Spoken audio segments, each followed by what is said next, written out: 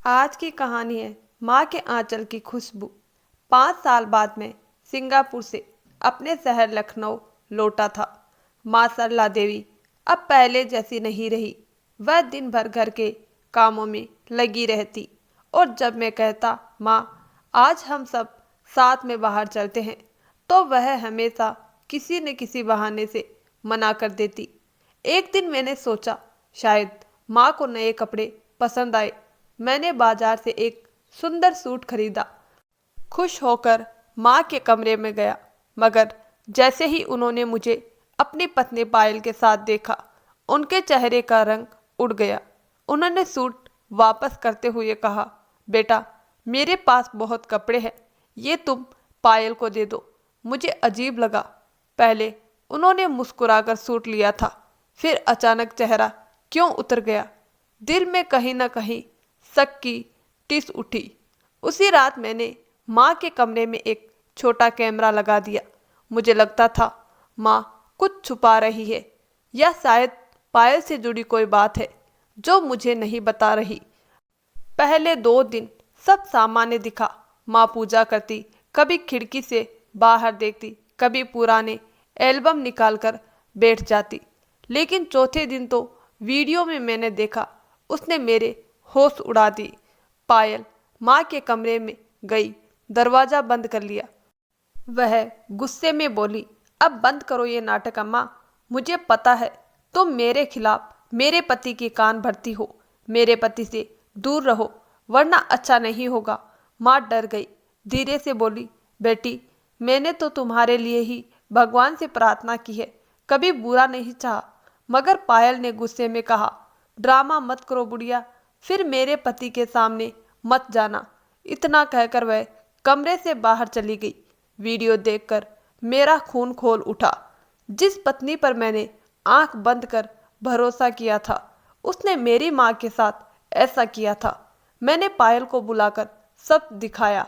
वह रो पड़ी, मेरे से गलती हो गई, मैं माँ से जल गई थी। मुझे लगा आप उन्हें मुझसे ज़्यादा प्यार करते हैं। मैंने गुस्से में कहा, तुमने मेरे घर की शांति छीन ली पायल, और उसी समय उसे मायके छोड़ आया। माँ कुछ नहीं बोली, बस चुपचाप मेरे सिर पर हाथ रख दिया। धीरे से कहा, बेटा गुस्सा छोड़ दो, सब ठीक हो जाएगा। दिन बीतते गए, घर में सन्नाटा था, पर माँ के चेहरे पर अब हल्की मुस्कुराहट लौट आई थी।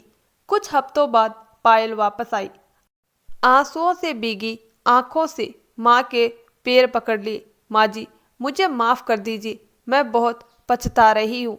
माँ ने उसे गले लगाकर कहा, बेटी इंसान से गलती हो जाती है, पर सच्चा दिल वही है जो माफ़ी मांग सके।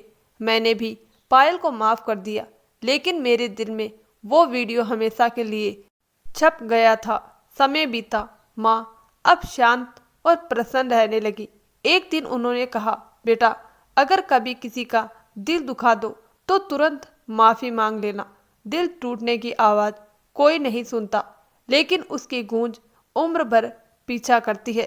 कुछ दिन बाद माँ की तबीयत बिगड़ी। मैं सिंगापुर से तुरंत लौट आया।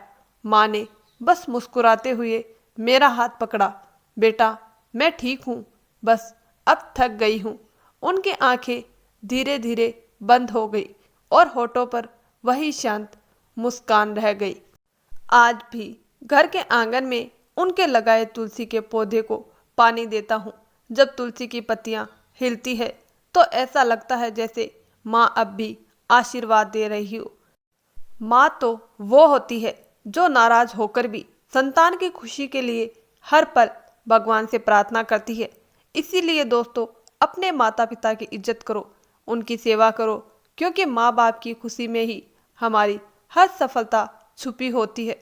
आपको कहानी कैसी लगी हमें आपकी राय ज़रूर बताइए। कहानी अच्छी लगी हो तो वीडियो को लाइक शेयर और चैनल को सब्सक्राइब जरूर करें। धन्यवाद दोस्तों।